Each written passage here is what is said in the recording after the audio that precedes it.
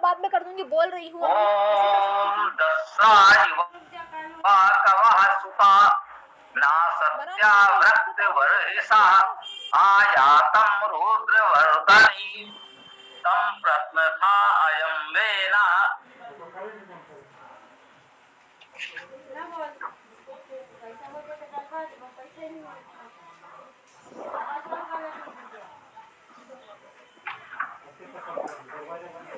ऐसा कि हम लोग जानते मानते हैं वेद मंत्रों का लक्ष्यार्थ आध्यात्मिक परमात्मा है, परमेश्वर है। वेद मंत्रों में परमात्मा की विविध गुणों की स्तुतियां करते हैं। स्तुतियों का अर्थ ही है वास्तविक गुणों का वर्णन करना, कीर्तन करना। तो जो परमेश्वर के गुण हैं हम उनका वर्णन कीर्तन करते हैं और उसको स्वयं बनाने की प्रेरणा ग्रहण करते हैं। मंत्र में कह रहे हैं दसरा अर्थात दर्शनी रक्षक। 10 धातु का अर्थ वैसे तो नष्ट करना, नष्ट होना भी है, रक्षा करने का भी अर्थ है, देखना भी इसका एक अर्थ है। तो रक्षक और दर्शनी ये हमने गुण लिए। जब हम परमेश्वर की बात करें, उपासकों की बात करें, तो हम ऐसे सकारात्मक अर्थ ही ग्रहण करेंगे।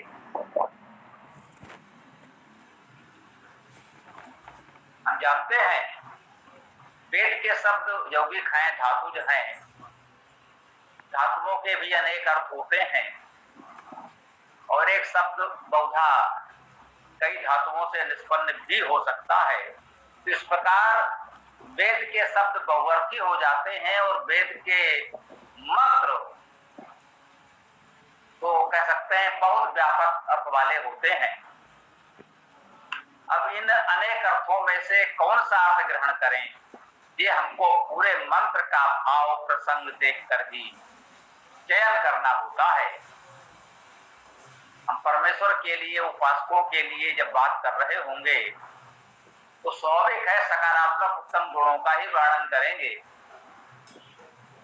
और यदि हम ऐसा कुछ कहें कि ऐसे लोगों को दूर रखना है, नष्ट करना है, मारना है, समाप्त करना है, तो फिर उस शब्द में जो नकारात्मक गुण है वो ग्रहण किए जाए।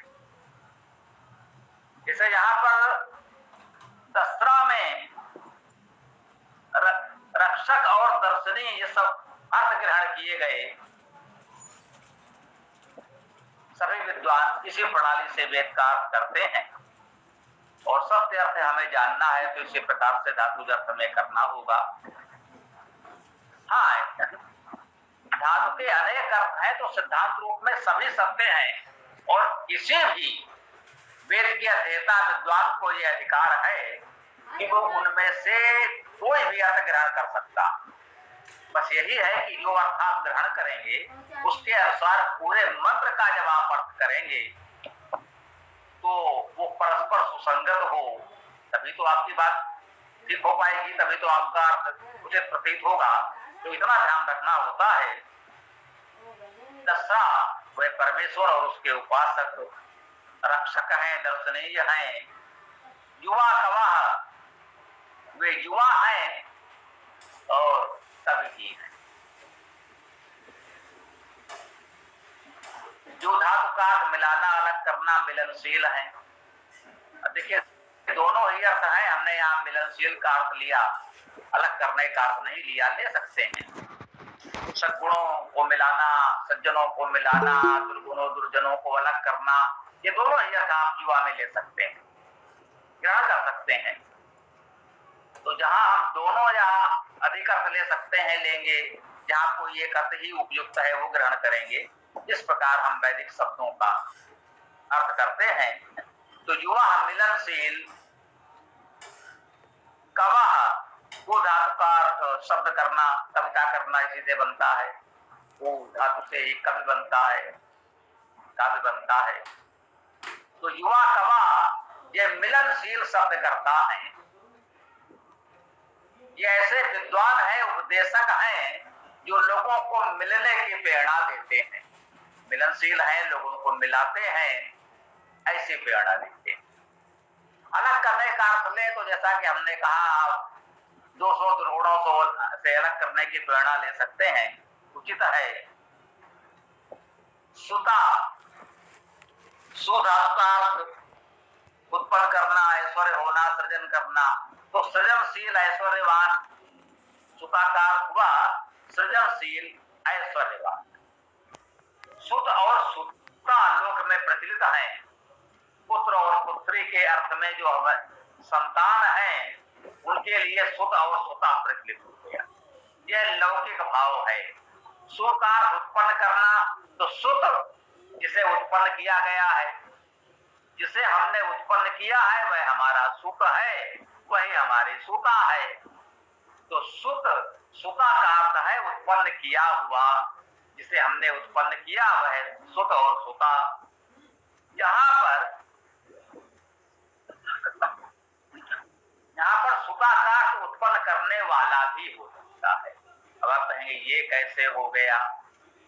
सुत, सु उपसर्ग में ता प्रत्यय लगा, जैसे गम से गत गया हुआ, पठित लिखित आदि ये ता प्रत्यय लग रहा है, अर्थात ये कार्य पूर्ण हो गया, ऐसा कर लिया गया। तो सुत का उत्पन्न किया हुआ। प्रत्यय होता है, ऐसे पितृ, उसका कर्ता कारक एक वचन बनता है पिता। तो ऐसे ही माता, भ्राता, कर्ता, क्रिया धातु से कर्ता करने वाला, ये ता प्रत्यय लगता है तो उसका हो जाता है ऐसा करने वाला। तो सुता का अर्थ हो गया उत्पन्न करने वाला, ऐश्वर्य करने वाला, ऐश्वर्य देने वाला, ऐसा अर्थ भी इसका उचित है, हम ग्रहण कर सकते हैं। वह परमेश्वर हमारा रक्षक है, दर्शनी है, युवा गवाह, मिलनशील शब्द करता, उपदेशक भी है। हम मानते हैं कि वेद परमेश्वर की वाणी है, उसके माध्यम से वेद का काव्य, यह शब्द, यह उपदेश हमें प्राप्त हुआ। सुता वह उत्पन्न करने वाला, ऐश्वर्य देने वाला है, सब उत्कृष्ट उसने उत्पन्न की है, इसलिए हम सुता कहते हैं। और ना सत्या, ना सत्या पहले भी आया है विविध मंत्रों में, ना नहीं असत्य, जिसमें असत्य ना हो वो ना सत्या। इसमें असत्य का निषेध है, जब असत्य का निषेध कर देंगे तो सत्य रहेगा, सत्य शेष होगा। यहाँ पर ना सत्या, ना असत्य कहने का भाव ये हो सकता है कि पूर्णता सत्य का पालन संभव न हो तो असत्य से बचने का प्रयास करें। यह भी सत्य के पालन की दिशा में महत्वपूर्ण स्थिति है। यदि इतना भी हमने आपने प्राप्त कर लिया है तो हमें मानना चाहिए कि व्यवहारिक दृष्टि से सत्य के पालन करने वालों में हम भी हैं। ये भी महत्वपूर्ण उपलब्धि है, ये आत्मविश्वास हम में आना चाहिए, अच्छी बात है, और उनको भी प्रेरित करें। वे प्रत्येक समय सत्य का पूर्ण पालन करना इस जटिल सामाजिक जीवन में हो सकता है व्यवहारिक दृष्टि से बहुत संभव न हो, तो इतना तो कर ही सकते हैं कि असत्य से बचें, असत्य बोलने से बचें, जितना बोले उतना सत्य बोले, असत्य ना बोले। ठीक है, सारे सत्य नहीं बोल सकते, विभिन्न परिस्थितियां हमें अनुमति नहीं देती, तो इतना तो हम कर सकते हैं कि जितना बोलेंगे उतना सत्य बोलेंगे। ना सत्या शब्द से हमको लगता है ये महत्वपूर्ण प्रेरणा हम ग्रहण कर सकते हैं। वैसे ना सत्या शब्द के अन्य अर्थ भी हो सकते हैं। नस धातु का अर्थ नमना भी है, नम जाना है, नमन करना है। ना सत्या का अर्थ नमनशील, नमन करने वाले और नमन करने योग्य भी ग्रहण किया जा सकता है। ये भी अच्छे अर्थ है, हम ग्रहण कर सकते हैं। जो असत्य से बचे तो सत्य के निकट तो होगा, और ऐसा व्यक्ति विनम्र भी होगा, नमनशील भी होगा, और इतने गुणवान के प्रति हमें भी नमनशील होना चाहिए। उसको हमें नमन करना चाहिए, वो नमन करने योग्य है, ये भी ठीक है। तो ना सत्या व्रत वर हिसाब। अब व्रत धातु का अर्थ है लेना, छीनना, काटना। लेना एक तो यह है कि सम्मान पूर्वक आपने हमें कुछ दिया और हमने विनम्रता से ग्रहण कर लिया, ये लेना एक बात है। यहाँ जो व्रत है इसमें इस प्रकार का लेना नहीं है, उसके लिए हु धातु है, देना और आदान प्रदान करना, सम्मान पूर्वक आदान प्रदान कर दिया गया। जो कुछ आपने हमें सम्मान दिया, हमने विनम्रता पूर्वक ग्रहण कर लिया, ये तो हवन हो गया, ये हु धातु से है। ये व्रत धातु है, इसमें छीनने का भाव है। अनुचित तरीके से किसी से कुछ छीन लेना, ये व्रत धातु है, इसमें नकारात्मक अर्थ है, कहना चाहिए काटना अर्थ है। छीन लेना, काट लेना, इस प्रकार से लेना, अनुचित तरीके से लेना, ये व्रत धातु का अर्थ है। इसीलिए लोक भाषा में व्रत भेड़िए को कहते हैं, ऐसा प्राणी जो दूसरों से छीन झपट कर खा लेता है। उसका भोजन जुटाने का मुख्य तरीका दूसरों से छीन झपट कर लाना ही है। तो ये भी है। वैसे व्रज धातु भी है, व्रज धातु से क्या का होकर व्रत बन सकता है, बिल्कुल ठीक है। तो व्रज धातु का अर्थ भी हिंसा करना ही है, अर्थात इसका अर्थ हिंसा करने वाला, छीनने लेने काटने वाला ही है। इसका कोई सकारात्मक अर्थ करना संभव नहीं दिख रहा है। जी हाँ, ये विचार करना चाहिए कि दूसरा कोई अर्थ हो सकता है, इसके जो भी अर्थ हो रहे हैं ऐसे ही हो रहे हैं। निश्चित रूप से व्रत हम किसी भले व्यक्ति के लिए तो नहीं कह सकते। तो क्या कहा है, व्रत वर हिसाब, ये महत्वपूर्ण है। ये दोनों पद एक साथ हैं, दोनों में समास है, दोनों पद जुड़े हुए। व्रत वर हिसाब, व्रत का बरहिस, इस प्रकार से समझे। अब व्रत का हमने अर्थ समझा हिंसक, ये जो भी कृत्य है, काटना, छीनना, नोचना, ले लेना, छीन लेना, और व्रत का हिंसा करना, सबको समाहित कर ले तो हिंसा कहा जा सकता है। सारी प्रवृत्तियों को हिंसा की प्रवृत्ति कह सकते हैं। तो व्रत का अर्थ तो हिंसक हो गया। यद्यपिता है तो आप हिंसित भी कह सकते हैं, जैसे हिंसा से ता लगने से हिंसित बना, तो व्रत का अर्थ हिंसित कर सकते हैं। ये एक इसका दूसरा अर्थ कह सकते हैं, सकारात्मक अर्थ हो सकता है, जो हिंसित पीड़ित है। अब दोनों में से कौन सा अर्थ उपयुक्त होगा, यह अब विचार करते हैं।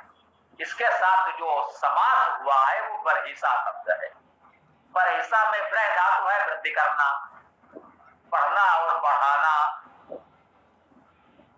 तो आप देखिए, जो व्रत है हिंसा करने वाला होगा, उसको तो हम बढ़ाने से रहे, ये तो स्पष्ट है। तो जो हिंसा करेगा उसकी वृद्धि तो हम करेंगे नहीं।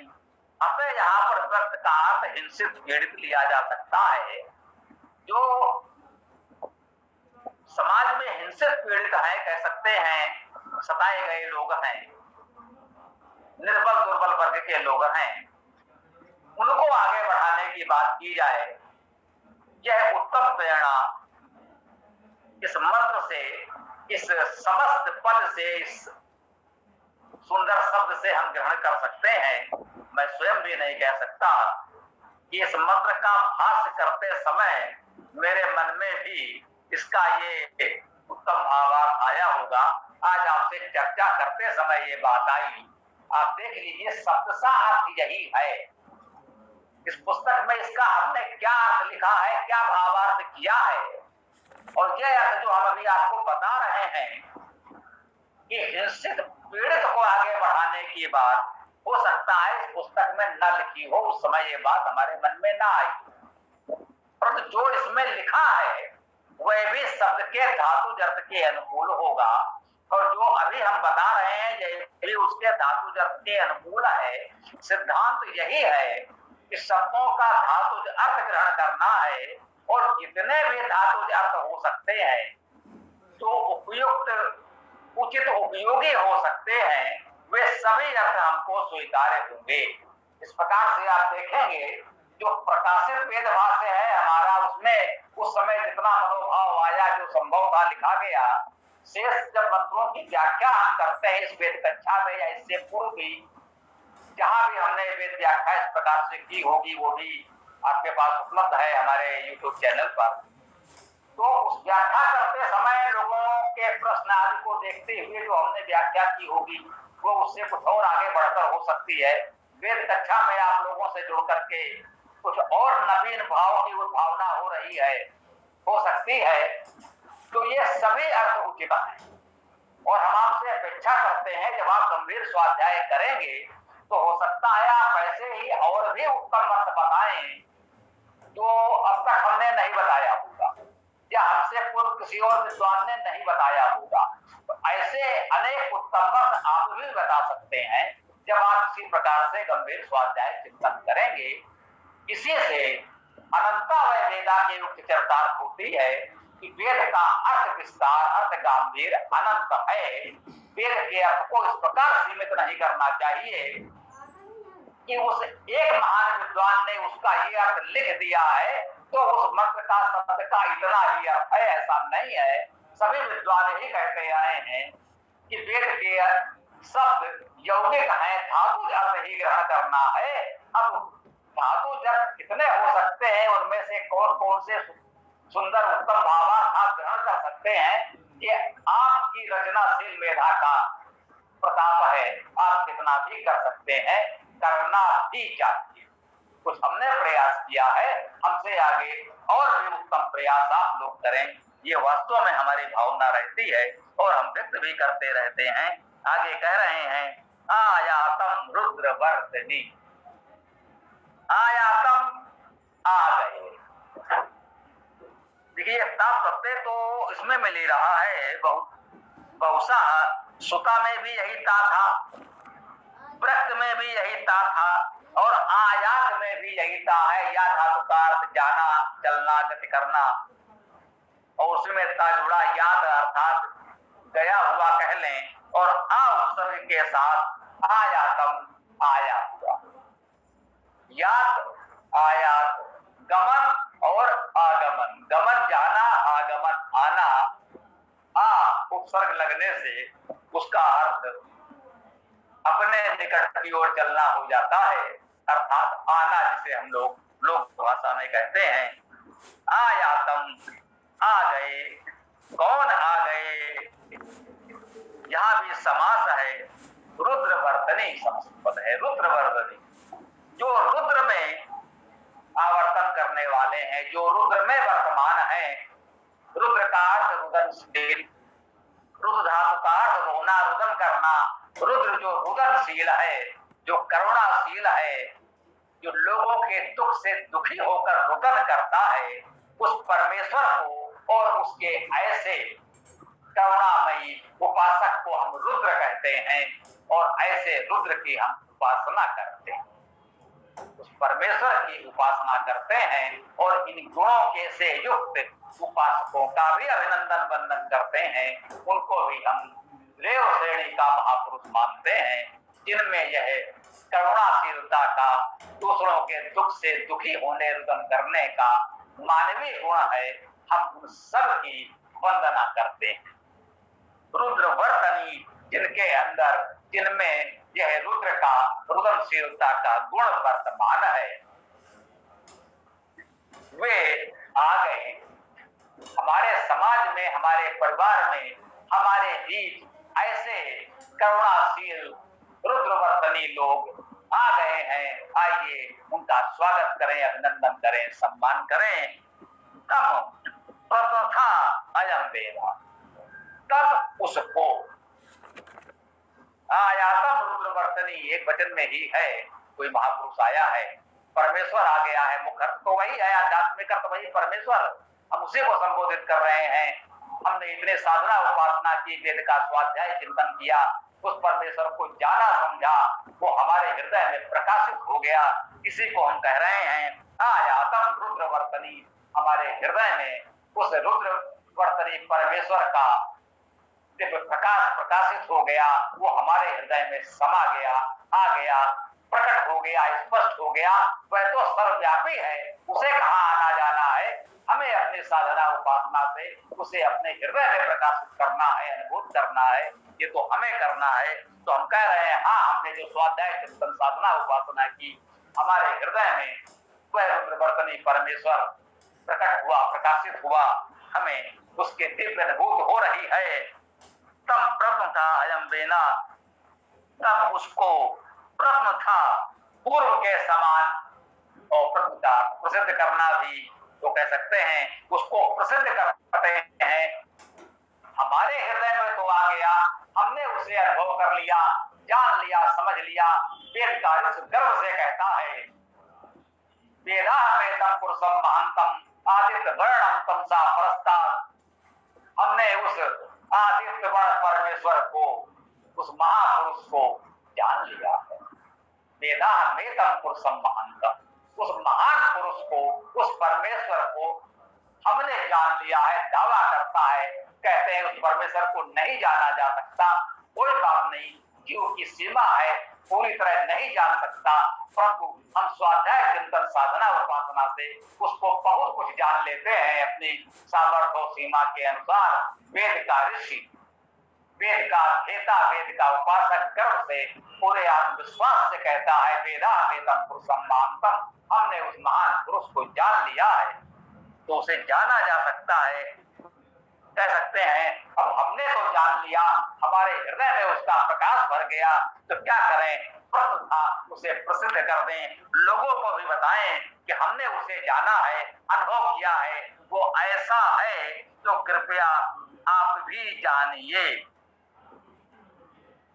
जो कुछ हमने अनुभव किया है उस प्रकाश को लोगों तक भी तो पहुंचाएं, लोगों में इस अनुभूति को प्रसिद्ध करें, लोगों को बताएं।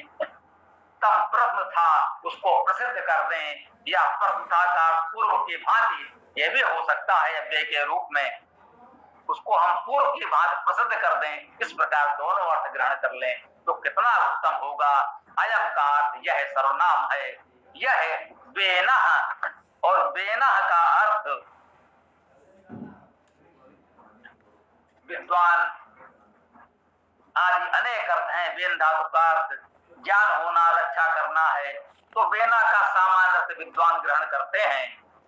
अन्य भी अनेक उत्तम अर्थ हैं बेन धातु के, वे सब अर्थ हम ग्रहण करते हैं, परंतु यहाँ पर बेना सहज भाव से विद्वान तो कह ही सकते हैं, जैसे द्यू धातु है, हमने बताया है द्यू धातु में अनेक गुण समाहित हैं, हम उससे देव कहते हैं कि आप देव हैं, अर्थात द्यू धातु के अनेक अर्थ, अनेक उत्तम उत्तम गुण आप में समाहित हैं। वैसे ही बेना लगभग उसी प्रकार का महत्वपूर्ण गरिमामय शब्द है, जैसे हम कहते हैं आप देव हैं, हम कहते हैं आप बेन भी हैं, वही विद्वान होना, प्रकाश होना आदि उत्तम गुणों से युक्त बेन भी होता है।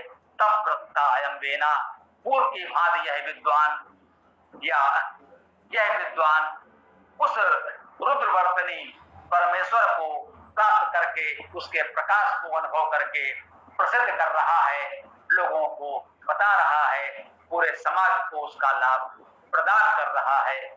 यह इस मंत्र का उत्तम भाव हमने आज जाना समझा। हम अपने चर्चा को यहाँ विराम देते हैं। अब आप लोग अपने